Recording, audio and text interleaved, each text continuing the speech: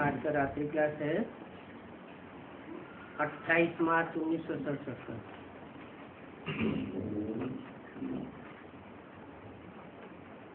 Centre चलाना है बहुत सहज। मुरली तो जाती ही है, सभी का आधार है मुरली पर। सीढ़ी पर समझाना, चक्र पर समझाना, और ऐसे भी समझा सकते हैं। शिव जयंती भारत में मनाई जाती है, विदेशों में तो मनाई नहीं जाती है। क्यों नहीं मनाई जाती है? तो भारत में शिव आते, क्योंकि भारत में ही शिव आते। शिव की प्रत्यक्षता रूपी जयंती होती है। भगवान ही आकर के नई दुनिया स्वर्ग रचते हैं।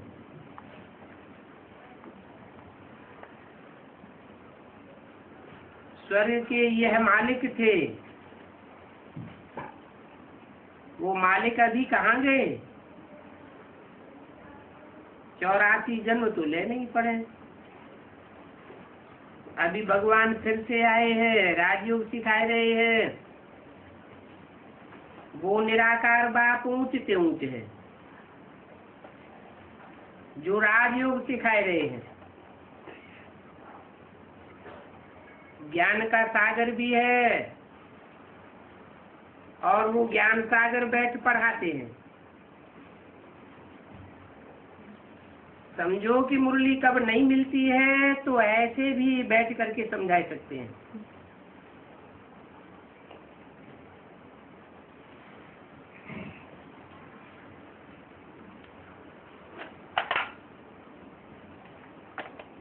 दो रोटी खाना और ईश्वरीय सेवा करना, क्योंकि ईश्वर से ये वजह बहुत मिलता है। जिनमें आसुरी गुण होते हैं वो फिर इतनी सेवा नहीं कर सकते। ये अविनाशी ज्ञान रतन देखने में नहीं आते हैं, और वो स्थूल रतन तो देखने में आते हैं। तो उनमें बुद्धि कितनी चिपक जाती है, और ये बुद्धि की चीज है। बुद्धि से समझने की बातें हैं। वेद शास्त्र आदि पढ़ते हैं वो सब भक्ति मार्ग के हैं। ज्ञान को रतन कहा जाता है, भक्ति को तो रतन नहीं कहा जाता है। 84 जन्मों का राज समझाने से भी कल्प 5000 वर्ष का सिद्ध हो जाता है। प्रदर्शनी में भी देखो कितने आते हैं। प्रदर्शनी से दिन प्रतिदिन सहज करते जाते हैं।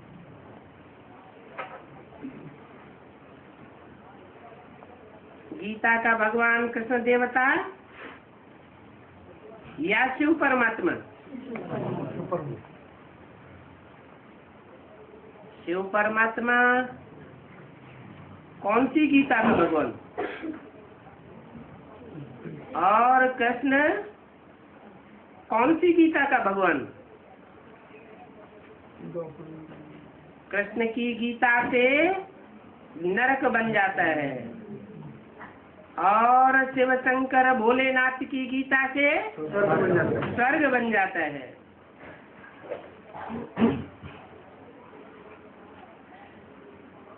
ऐसे ऐसे प्रश्न कोई पूछ नहीं सकते हैं कि गीता का भगवान नरक बनाने वाली गीता और उसका भगवान, और स्वर्ग बनाने वाली गीता और उसका भगवान कंट्रास्ट करके बताना पड़े। गीता तो सारी दुनिया भर में मशहूर है। दुनिया में ये मशहूर है कि गीता कृष्ण भगवान ने गाई।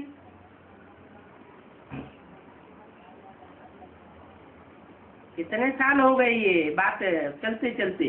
1000 साल हुए। तो दुनिया नीचे गिरी या ऊपर उठी?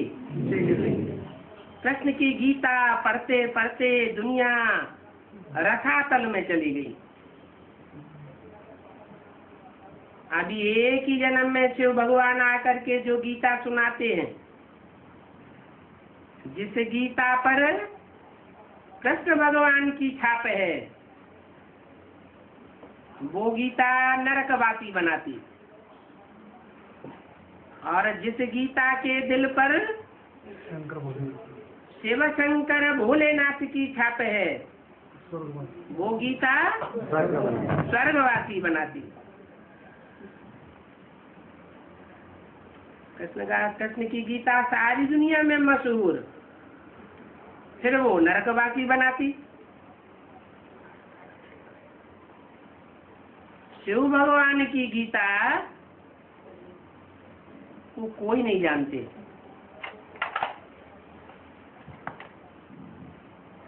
ये कहते हैं शिव भगवान वाच, ये सिद्ध करते हैं कि वो पूरे 84 जन्म लेते हैं। कौन? कृष्ण। और वो पुनर्जन्म रहते हैं। कौन? शिव भगवान वाच। शिव भगवान वाच की गीता जो स्वर्ग बनाने वाली है, उससे सिद्ध होता है कि वो निराकार भगवान वाच निराकारी स्टेज में रहने वाला है।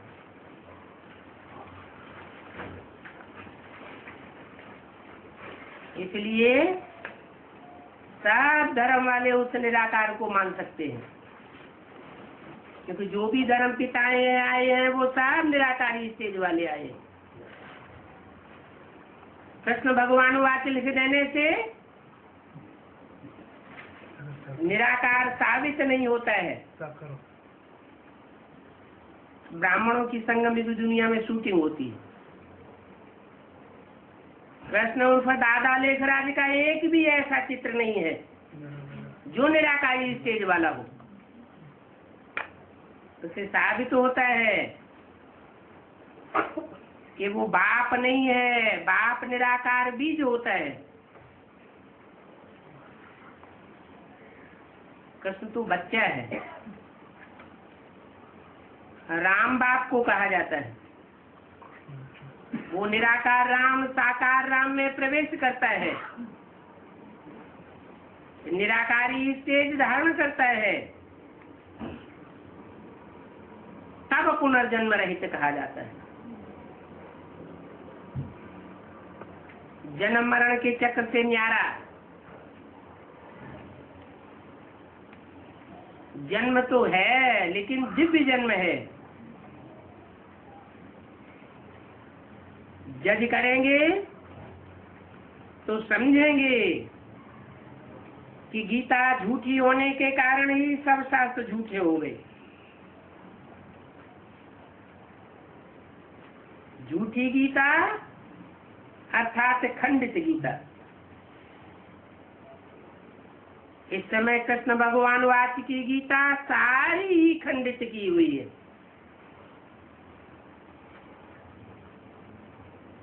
और शिव भगवान की गीता अखंड गीता है। खंडित नहीं और अखंड, पवित्र और अपवित्र, विभिचारी और अविभिचारी।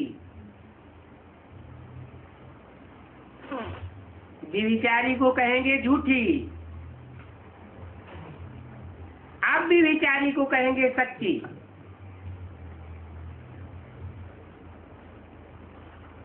गीता शास्त्र के झूठे होने से सब शास्त्र झूठे साबित हो जाते। धर्म अनेक है, धर्म पिताएं अनेक हैं, उनके धर्म के शास्त्र अलग अलग हैं। सब शास्त्र झूठे होने से सब धर्मों में वितंडावाद फैल जाता है।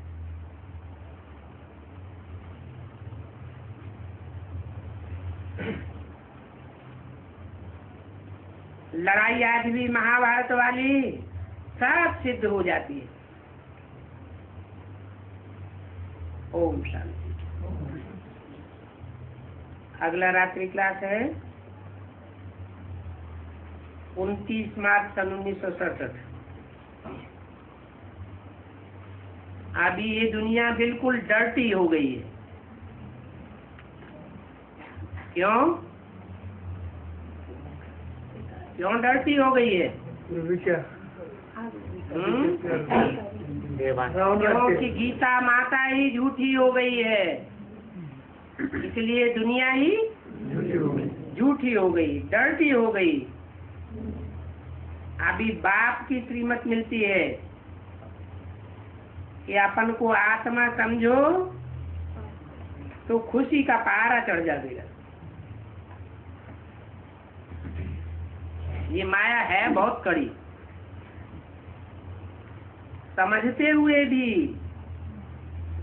कि बाप हमें स्वर्ग का मालिक बनाए रहे हैं, ये जानते हैं तो भी नहीं मानते। माया ऐसा माथा मोड़ लेती है, नाक से पकड़ करके उल्टा कर देती है।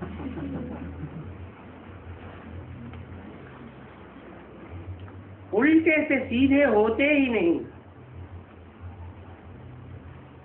एक दो के मालिक बनते जाते हैं।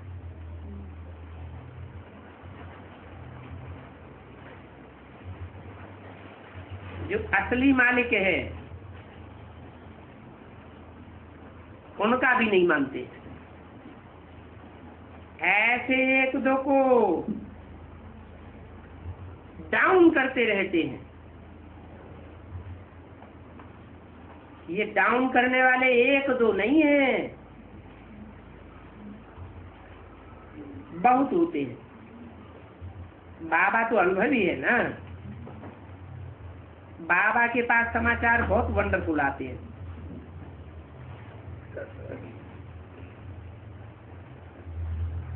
कल माया कोई को भी नाक से न पकड़े, नहीं तो फिर ईश्वर की भी नहीं चलती है। ये माया के साथ युद्ध है, वो माया भी कम नहीं है। बाप सर्वशक्तिवान तो माया भी सर्वशक्तिवान है, अच्छों को भी गिरा देगी। आधा कल्प माया का राज्य चलता है और आधा कल्प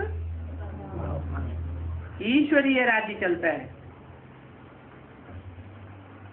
बहुत अच्छे बच्चों को भी समझ में नहीं आता है कि ये श्रीमत है या मनुष्य की मत है। समझते हैं ये ब्रह्मा मत देते हैं, ब्रह्मा तो मनुष्य है, देवता तो है नहीं, ईश्वर भी नहीं है, गुप्त बातें हैं ना। तो ये शरीर देख करके शिव बाबा को भूल जाते हैं। बाबा हमेशा कहते हैं कि तुम बस ऐसे ही समझो कि ये शिव बाबा कहते हैं। बन बाबा मुरली में कहते हैं कि ये ब्रह्मा इंटरफियर करके बोलते हैं, लेकिन तुम ऐसे ही समझो कि ये ड्रामा प्लान अनुसार बाबा ने ही कहलवाया। ये राय शिव बाबा देते हैं। अगर ऐसे बुद्धि में रखेंगे तो शिव बाबा ही याद आवेगा, शिव बाबा की मत पर बुद्धि टिकेगी।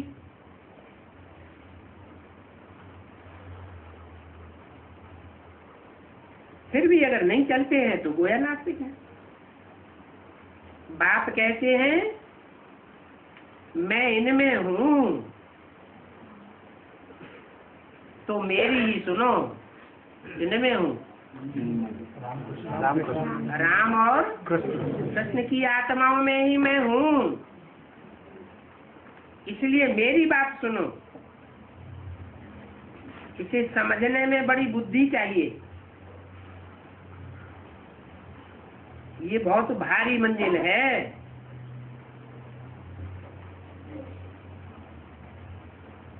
ठिक्कर बुद्धि को इतना ऊंचा बाप आकर के ऊंचा बनाते हैं। ना समझने के कारण अपनी ही अकल ऊंच समझ लेते हैं। शिव बाबा कहते हैं मेरे को शरीर तो चाहिए ना, बिना शरीर के मैं कैसे समझाऊंगा? नहीं तो तुमको कैसे पढ़ाऊं? तो समझ करके तमो प्रधान से सतो प्रधान बनने का पूरा पुरुषार्थ करना चाहिए। क्या समझ करके?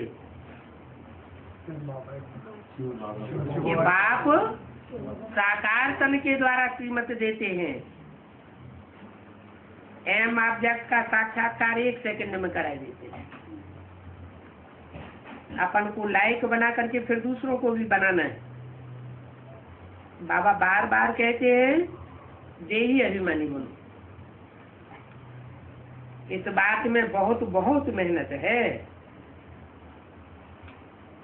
इसलिए रोजाना पोता मेल रखेंगे तो घाटा देख करके फिर तीव्र पुरुषार्थ करने का वेग आवेगा। और यहाँ कृपा की बात नहीं है, इसमें तो अपनी ही मेहनत की बात है। बाबा को कहते हैं कि बाबा हम आपको ठुकराएंगे नहीं, भूलेंगे नहीं, परंतु बहुत हैं ऐसे कहने वाले जो फिर रूठ जाते हैं। पत्र भी नहीं लिखेंगे तो फिर गुस्से में आकर के डिस्टर्ब करेंगे। फिर बाबा तो यही कहेंगे कि ड्रामा अनुसार इनकी तकदीर में नहीं था।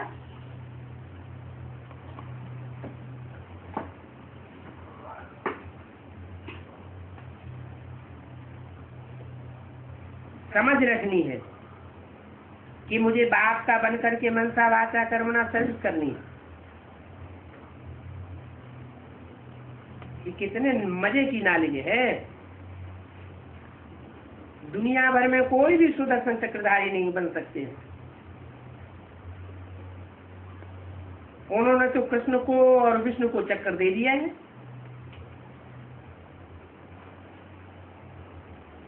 क्यों?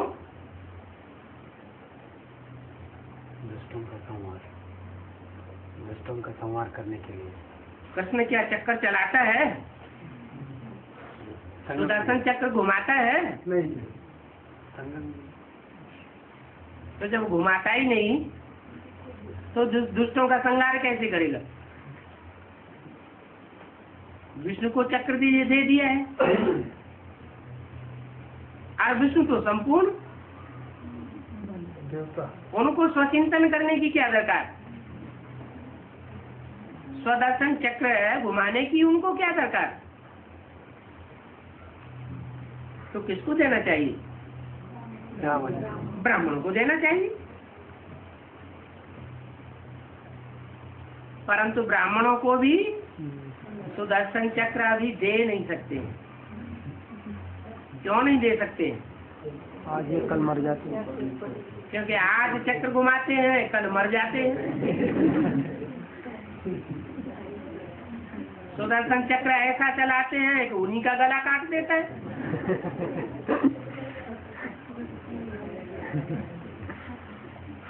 इसलिए फाइनल जो देवताएं बनते हैं उनको ही देते हैं।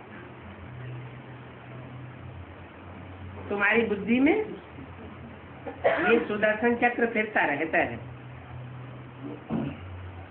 तो गुप्त मेहनत बहुत करनी है। बुद्धि में आता नहीं है तो याद फिर ठहरती नहीं है, तिरकती रहती है। श्रीमत को ही नामंजूर कर देते हैं। जब श्रीमत को ही नामंजूर करते हैं तो श्रेष्ठ बनना भी नामंजूर हो जाता है।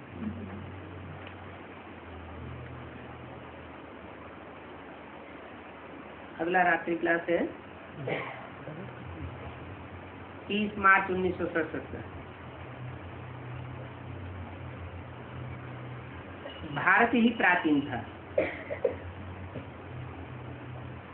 और जो देश हैं वो सब बाद में न सत्य रूपी रंगमंच पर थे और न अब रहेंगे। जो भारत प्राचीन था, देवी देवताओं का राज्य था और धर्मखंडों में देवी देवताओं का राज्य नहीं होता है। क्यों नहीं होता है?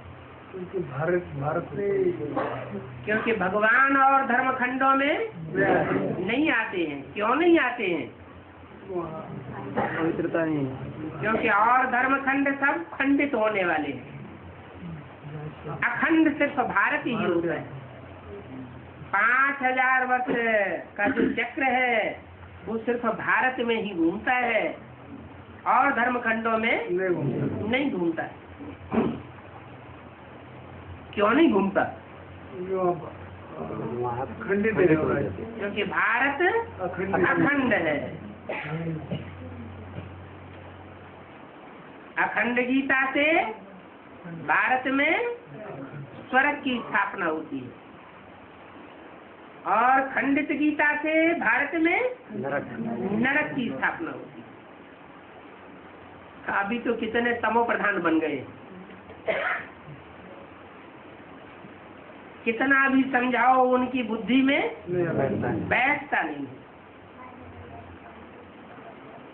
भगवान वाच मुझे याद करो तो तुम्हारे पाप भस्म हो जाएंगे। पाप भस्म हो जाएंगे तो बुद्धि हल्की हो जाएगी। मन बुद्धि रूपी आत्मा पर पापों का बोझा बहुत है। तुम सतो प्रधान बन जाएंगे। प्रदर्शनी में तो समझाने के लिए 5-7 चित्र भी काफी है। इतने चित्र होते हुए भी लोग समझते नहीं हैं। वो ऐसे कहें कि समझाने वाले ठीक समझाते नहीं हैं, या तो कहें कि कोटों में कोऊ और कोऊ में कोई ही निकलते हैं। है तो बहुत सहज बात है। पहले मुख्य बात बाप की जो याद है वो समझाने की है। बाप का परिचय देंगे तो याद भी आवेगी। तो मुख्य बात पहले बुद्धि में बैठा हो कि भगवान कौन है।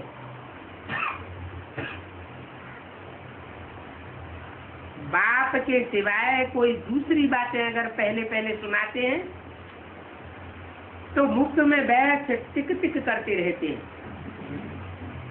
वो टिक टिक से कोई फायदा होने वाला नहीं है।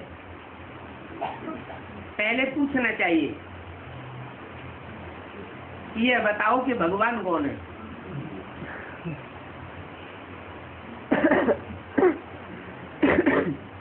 भगवान तो बिंदी है। तो कहेंगे बिंदी है तो भगवान ने गीता ज्ञान कैसे दिया? भगवान तो आकर के गीता ज्ञान देते हैं ना। गीता से ही सबकी सदगति होती है।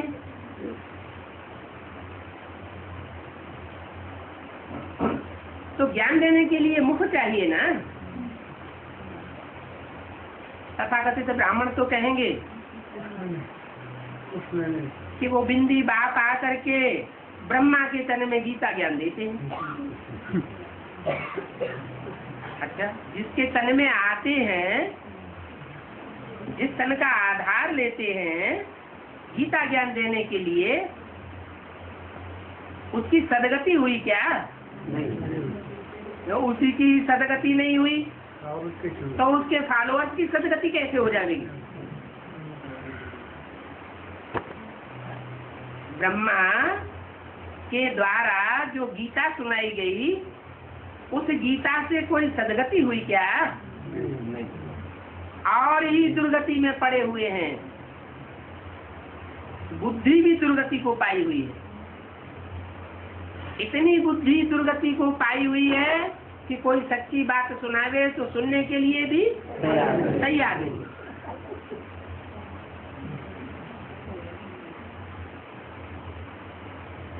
तो ब्रह्मा और कृष्ण के द्वारा जो भी सुनाया गया वो सच्ची गीता हुई या झूठी गीता हुई? झूठी है? वो झूठी गीता हो गई। अगर वो झूठी गीता हो गई, झूठे शास्त्र हो गए, तो ये मुरली के पत्ते बैठ करके क्यों सुनते हैं?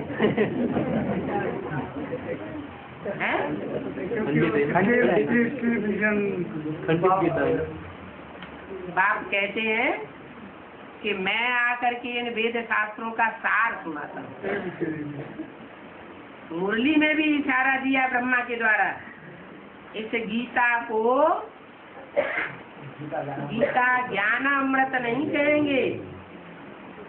अमृत मुख में पड़ता है तो अमर बनते हैं। ये गीता अमर बनाने वाली नहीं है। क्यों नहीं है? अमृत नहीं, क्योंकि सार नहीं है। उस गीता का सार नहीं निकला। सार निकलता है मंथन से। जैसे मक्खन निकाला जाता है तो दूध या दही को मथा जाता है तो उसमें से सार निकलता है। शास्त्रों का भी सार भगवान आकर के सुनाते हैं। उस सार से सदगति होती है। तो पहले पहले उनकी बुद्धि में ये ले जाओ कि भगवान कौन है। जिस भगवान की गीता ज्ञान देने से सदगति होगी। पहले बुद्धि की सदगति होगी या पहले शरीर की सदगति होगी? पहले मनोबुद्धि रूपी आत्मा की सदगति होनी चाहिए। तो कहेंगे जरूर गीता का भगवान कृष्ण नहीं है। कृष्ण तो बच्चा बुद्धि है। बच्चे की बुद्धि क्या मनन चिंतन मंथन करेगी? बच्चा बुद्धि भगवान बैठ करके राजयोग सिखाएगा तो बच्चा क्या राजयोग सीखेगा? ये तो गृहस्थियों के सीखने की चीज है। घर गृहस्थ में रह करके विकारों पर विजय प्राप्त कैसे होती है ये बच्चा क्या जाने। ये बच्चा बुद्धि कृष्ण का काम नहीं है। ये तो राम बाप का काम है। जरूर भगवान राम बाप ही है। बाप से ही वर्षा मिलता है। तो कहेंगे राम से बाप से वर्षा मिलता है तो त्रेता में मिला होगा। सतयुग में कैसे मिलेगा? सतयुग में तो नारायण का राज्य होता है। नहीं, सतयुग में भी जो राज्य होता है उसका राम राज्य की भी स्थापना निराकार राम साकार राम के द्वारा करते हैं। नहीं तो राम राज्य स्थापन हो नहीं सकता। बाप ही स्वर्ग का रचयिता है। बाप क्यों स्वर्ग का रचयिता है? नर क्यों नरक का रचयिता है? नर जो करता है वो नरक। नर इसलिए रचयिता है नरक का कि नर में विकार होते हैं। ब्रह्मा भी नर था। नर में विकृतियां होने के कारण, जिसमें खुद विकृतियां हैं वो स्वर्ग नहीं बना सकता। जबकि शंकर का चित्र दोनों प्रकार का दिखाया जाता है। दाढ़ी मूछ वाला भी दिखाते हैं, नर के रूप में भी दिखाते हैं और देवताओं के रूप में क्लीन शेव भी दिखाते हैं। इससे साबित होता है कि वो श्याम पार्टी भी बजाता है, भिखारी पार्टी भी बजाता है और अंत में पुरुषार्थ जब पूरा होता है तो निर्विकारी देवता का भी पाठ बजाता है। तो ये बाप स्वर्ग का रचयिता है। अच्छी तरह प्रदर्शनी देखेंगे तो समझेंगे। कौन सी प्रदर्शनी? जड़ प्रदर्शनी। जड़ प्रदर्शनी देखने से समझ में नहीं आता है। जो चैतन्य प्रदर्शनी देखेंगे, ब्रह्मा कौन, विष्णु कौन, शंकर कौन, इनका प्रैक्टिकल रूप कौन सा है, जब देखेंगे आंखों से, तीसरे नेत्र से भी देखेंगे, बाहर के नेत्रों से भी देखेंगे, तो बुद्धि में समझ में आएगा, तो समझेंगे। परंतु बाबा समझते हैं कि बच्चे खुद ही टिक टिक बहुत करते हैं, ज्ञान के विस्तार में चले जाते हैं।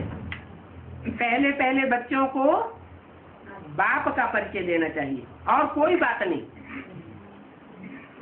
ऐसे नहीं पूरा कोर्स लेकर के बैठे, 4 चित्रों का कोर्स लेने बैठ जाना है तो ही समझेंगे, नहीं। पहले बाप का परिचय सामान्य रूप में देना चाहिए, फिर विशेष रूप में बाप का परिचय देना चाहिए। अच्छा, बच्चों को गुड नाइट। अगला रात्रि क्लास है 31 मार्च 1967 का। पहले पहले महिमा है ऊंचे से ऊंचे भगवान की। ऊंचे भगवान और नीचे से नीचे भगवान। अगर ऊंचे से ऊंचे भगवान है तो कोई से तो ऊंचे होगा। तो कौन है ऊंचे से ऊंचे? नंबरवार जो भी धर्म पिताएं हैं, उन धर्म पिताओं को दुनिया की जनरेशन नंबरवार मानती है, और नंबरवार वो आते हैं सृष्टि रूपी रंगमंच पर। पहले पहले पहले पहले ऊंचे से ऊंचे बाप आते हैं तो भगवान भगवती बनाते हैं, परंतु भगवान भगवती कह नहीं सकते, क्योंकि भगवान तो एक को ही कहा जाता है, गॉड इज वन। क्योंकि एक ही सत्य बाप है दुनिया में, और कोई भी इस पुरानी दुनिया में सत्य होता नहीं। वो सत्य बाप जब आते हैं तो सच्ची गीता बनाते हैं। सच्ची गीता रचना सच्ची गीता की होती है।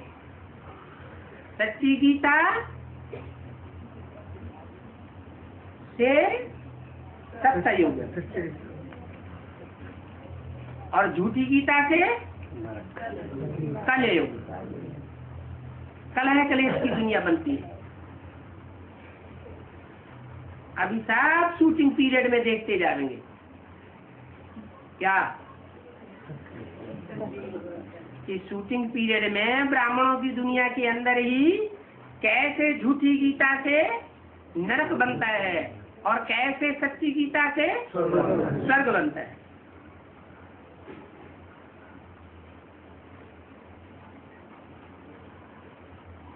सत्य से ही स्वर्ग बनेगा। तो पहले पहले ऊंचे ऊंचे भगवान की महिमा है। बाबा ने कहा भी है कि शिव बाबा की महिमा का बोर्ड बनाओ।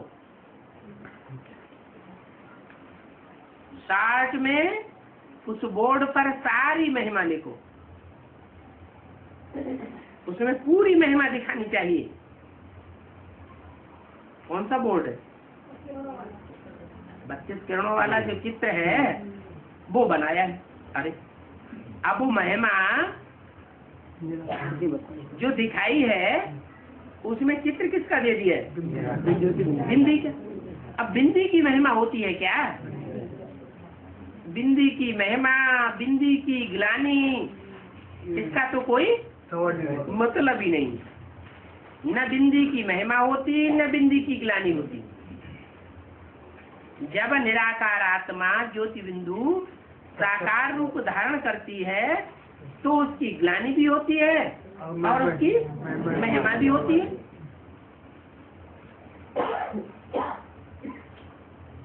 इस दुनिया में सबसे जास्ती ग्लानि किसकी होती है? बाप की ग्लानि सबसे जाती होती है ऊंच से ऊंच बाप, और ग्लानि भी ऊंच से ऊंच।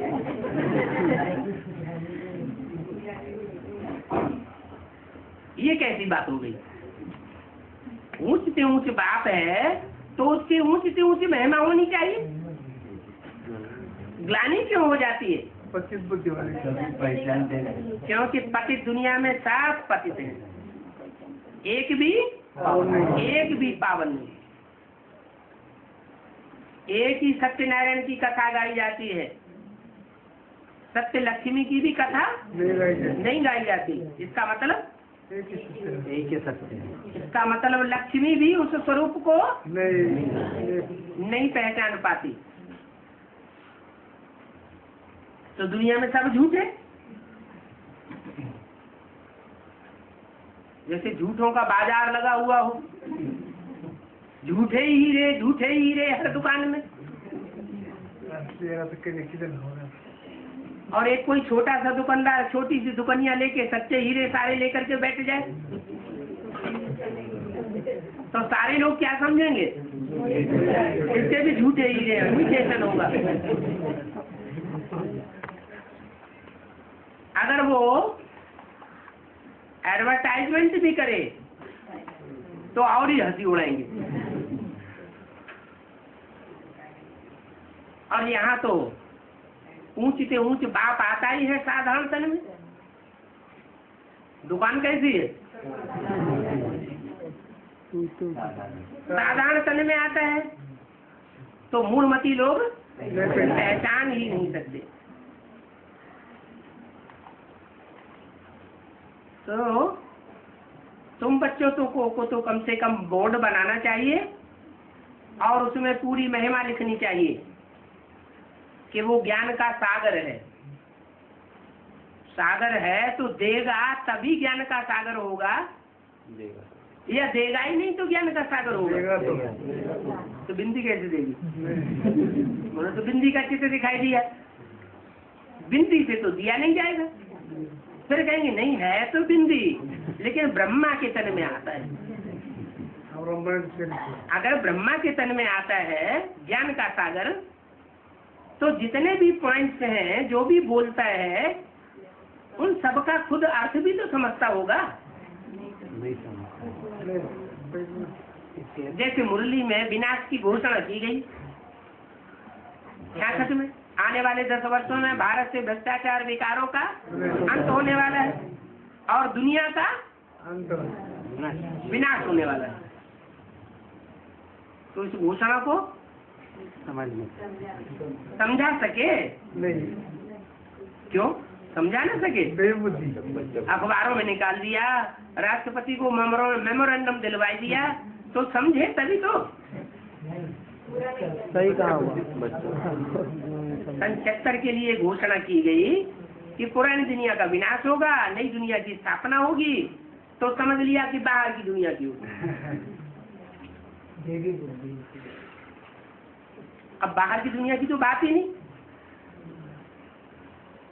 बाप आकर के जो ब्राह्मणों की दुनिया रचते हैं, उस ब्राह्मणों की दुनिया में दुनिया की हर धर्म की आत्माएं आकर के हिस्सा लेती है। श्रेष्ठ से श्रेष्ठ आत्माएं हर धर्म की चुनी जाती है और वो ब्राह्मणों के यज्ञ में आकर के अपना हिस्सा लेती है।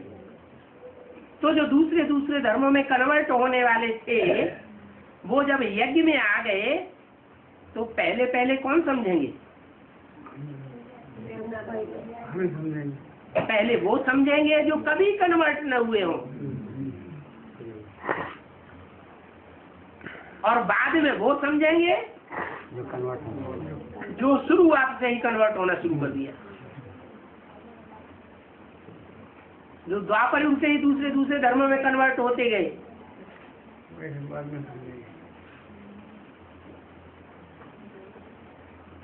तो अंतर तो पड़ेगा ना। तो भगवान बाप जब आते हैं तो बाप के स्वरूप को पहचान न पाने के कारण उसका तिरस्कार कर देते हैं। यज्ञ के आदि में भी क्या हुआ? प्रजापिता का तिरस्कार कर दिया गया और ब्रह्मा का सत्कार कर दिया गया।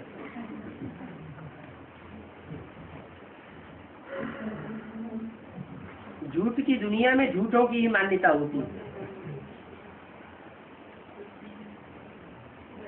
झूठ है लेना, झूठ है देना, झूठ है भोजन, झूठ से बहना। यहाँ तक कि जो यज्ञ माता थी, उस यज्ञ माता ने भी बाप का साथ नहीं दिया कि प्रजापिता के जाने के साथ साथ पीछे पीछे वो भी गई, नहीं गई। तो किसके प्रभाव में आ गई? ब्रह्मा के झूठ के ब्रह्मा और कृष्ण के प्रभाव में आ गई ना। तो उसके दिल पर किसकी छाप पड़ गई? है कृष्ण बच्चे की छाप पड़ गई, पति की छाप उड़ गई और बच्चे की छाप पड़ गई। आज की दुनिया में भी ऐसे ही होता है। क्या जब बच्चे पैदा हो जाते हैं, बड़े बड़े हो जाते हैं, तो माताएं पति की परवाह नहीं। बड़ी जोर से भाई लोग बहुत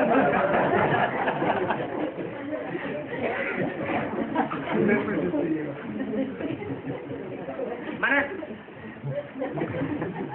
सारे इस बात के अनुभवी हो रहे हैं।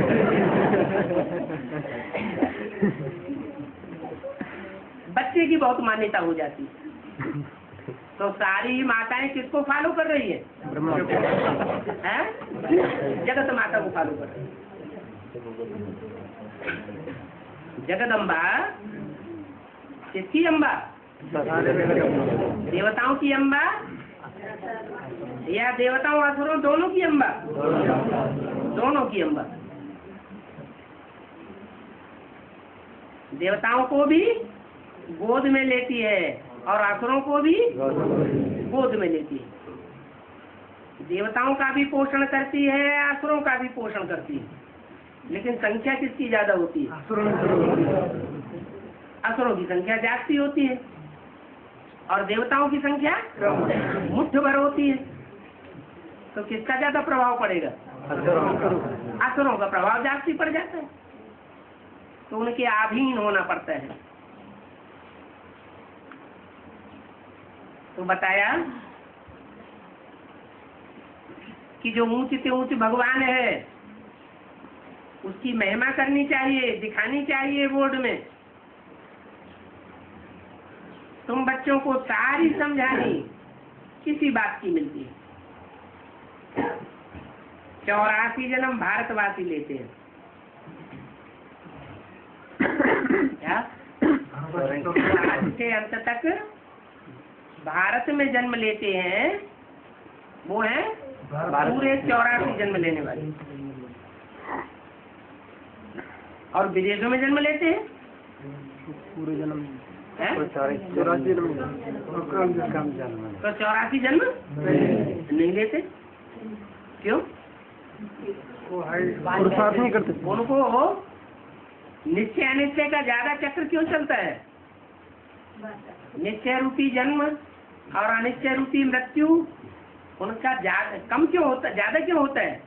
कृष्ण को फॉलो करते हैं? कृष्ण को फॉलो कृष्ण को फॉलो करते हैं।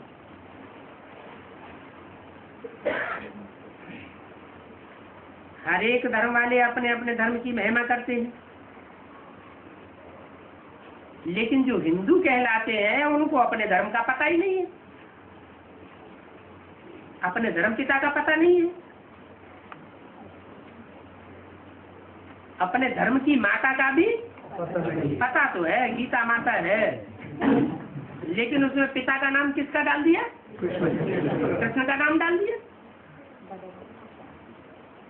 तो गीता खंडित हो जाती है। तुम अभी ब्राह्मण हो, तुम जानते हो कि हम ही देवता बनने वाले हैं, अभी पतित बने हैं, तो समझाना चाहिए कि पतित पावन बाप एक ही है।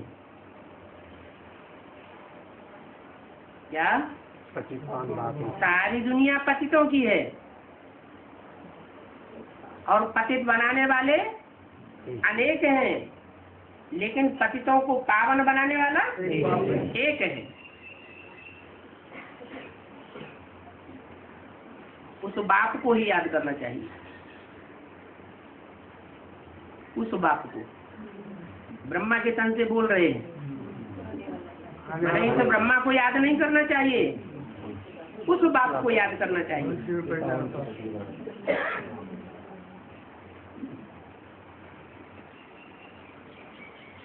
उनको लिबरेटर, गाइड भी कहा जाता है। दुख से सारी दुनिया को लिबरेट करके ले जाते हैं। तो अभी याद किसको करना चाहिए? पतित पावन बाप को याद करने से पावन बनेंगे। मौत तो सामने खड़ा है। अभी ये वो ही महाभारी महाभारत लड़ाई है और इसमें ऊंचे से ऊंचे बाप भी है। महाभारत लड़ाई हुई तो भगवान भी मौजूद था। बाप से वर्षा लेना है और तो कोई उपाय नहीं है। दिन प्रतिदिन पॉइंट बहुत आसान होते जाते हैं। माया का तूफान बहुत लगता है और उस तूफान में अच्छे अच्छे गिर पड़ते हैं।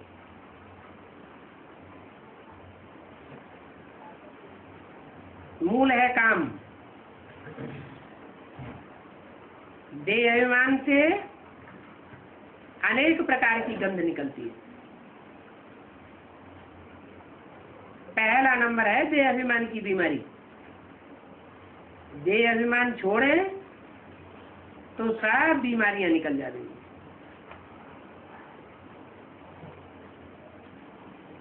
फीमेल के नाम रूप में फंस पड़ती है।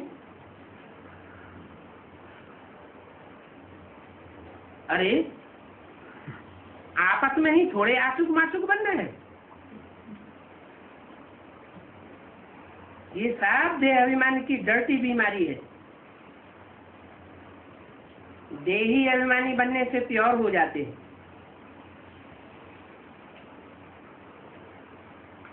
बाबा के पास समाचार आते हैं कि फलाना गिर गया।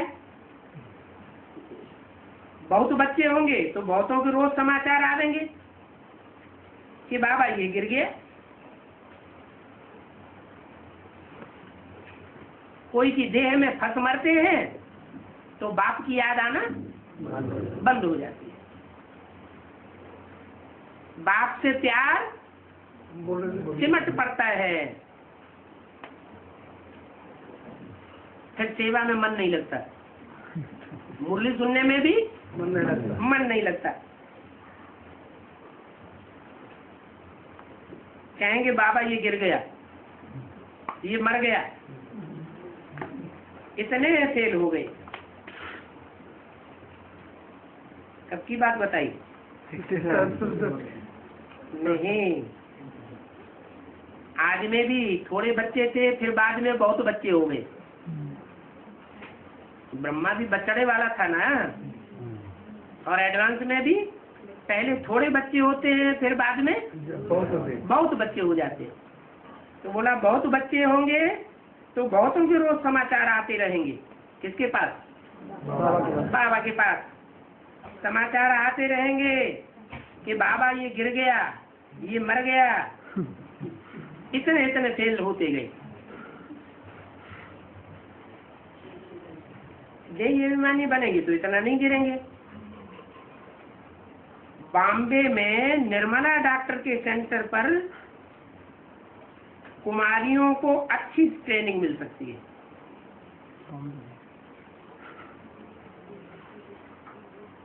आजकल कहाँ है निर्मला डॉक्टर? ऑस्ट्रेलिया।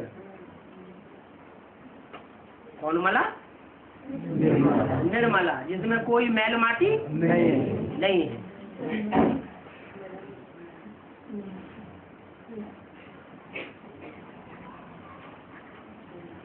माना जैसा इंचार्ज होगा वैसे ही वहाँ रहने वाली कुमारियां भी होंगी। इंचार्ज को अगर देहवान का भूत आता होगा तो सब कुमारियों को आने लग पड़ेगा।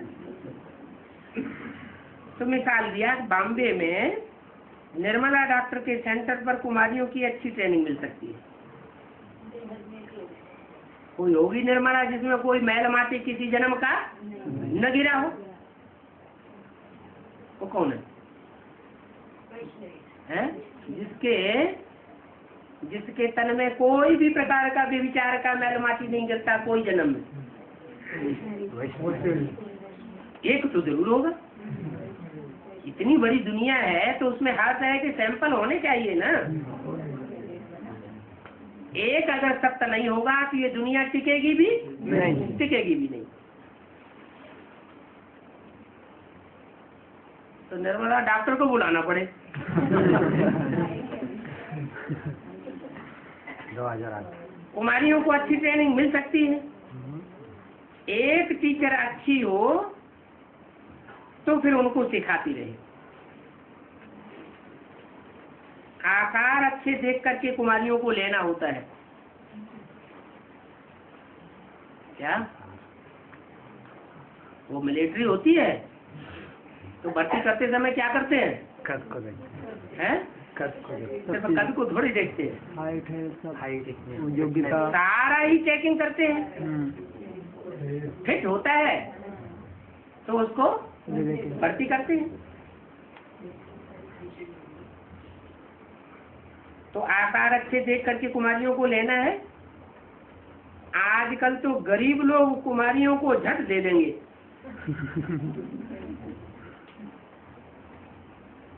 सोचते हैं खर्चे से छूट गए।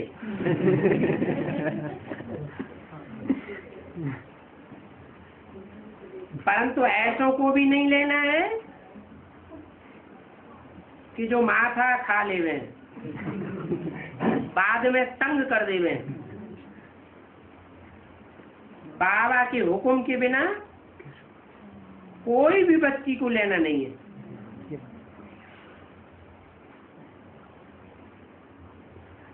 बहुत जांच करनी है।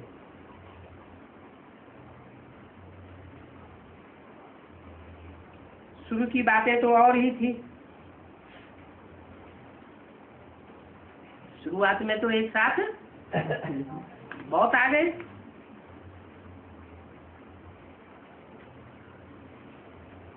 बहुत आए, फिर कितने बच्चे रह गए, कितने टूट पड़े। दूसरा बाबा समझाते हैं कि यहाँ कभी आंखें बंद करके नहीं बैठो। भक्ति मार्ग में अक्सर करके आंखें बंद करते रहते हैं। यहाँ भी बाबा की नजर में आ जाते हैं कि कोई कोई बंद आंखें करके बैठते हैं। यहाँ तो आंखें खुली रहनी चाहिए। क्यों? भक्ति मार्ग में क्यों बंद हो जानी चाहिए और यहाँ क्यों खुली रहनी चाहिए? बाबा सामने आ चुके हैं। हाँ, क्योंकि यहाँ तो बाप सामने आया हुआ है और वहाँ तो जो भी सामने आते हैं वो सब गिराने वाले, उठाने वाला तो कोई होता नहीं।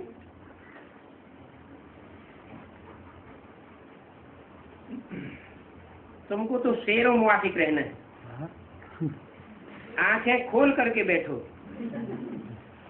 गर्दन ऊंची करके बैठना है। नहीं तो कांध लटका के बैठते हैं, पता ही नहीं चलता आंखें बंद है कि खुली।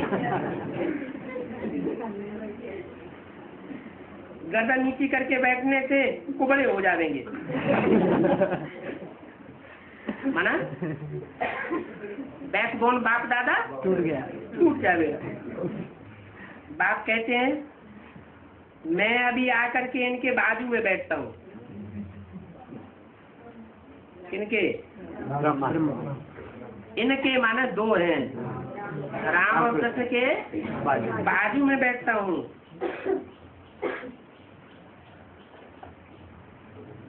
ये वाणी की कौन से सन की चल रही है? 67 में। तो किनके बाजू में बैठे थे? ब्रह्मा के बाजू में। इनके बाजू में बैठता हूँ लेकिन सिखलाता तो तुमको हूँ। इनको नहीं सिखलाता हूँ। क्या? राजयोग इनको नहीं सिखलाता हूँ, तुमको सिखलाता हूँ। साथ साथ ये भी सीख जाते हैं। जैसे कहते हैं मैं तुम बच्चों से बात करता हूँ, ये बीच में सुन लेता है। तो बात किससे करते हैं? समझू सयाने बच्चे हैं, उनसे बात करते हैं, ये बीच में सुन लेते हैं, तो कुछ न कुछ इनको भी फायदा होता हो। बाप कहते हैं मैं अभी अभी आकर के इनके बाजू में बैठता हूँ, तुमको सिखलाता हूँ, ये भी सीख जाते हैं, इनकी आत्मा भी सुनती है। ये भी एक वंडरफुल बात है। इनकी आत्मा सबसे नजदीक बैठी है। इनकी आत्मा है?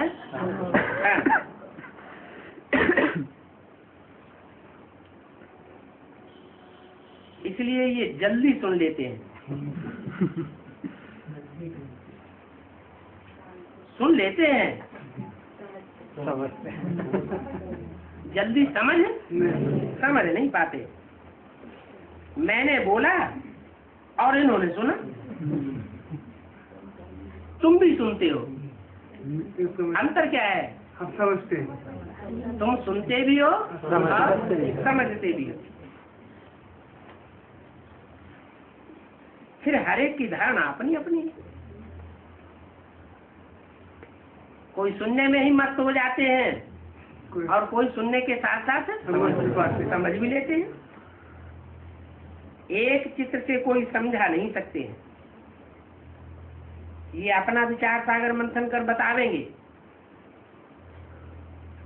ये बाबा भी, माना शिव बाबा भी कहते हैं कि ये पॉइंट मैंने तो सुनाया ही नहीं है।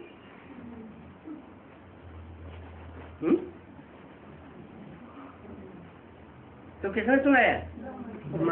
ये तो ब्रह्मा ने अपना अनुभव सुनाया। सुनते एक है मगर फिर बोली सबकी अपनी अपनी होती है। कोई किस प्रकार से, कोई किस प्रकार से समझाते रहेंगे। अच्छा, कदम कदम पर सीमत पर चलने वाले सिकीले बच्चों को याद प्यार और गुड नाइट। गुड नाइट कैसे लगा दिया?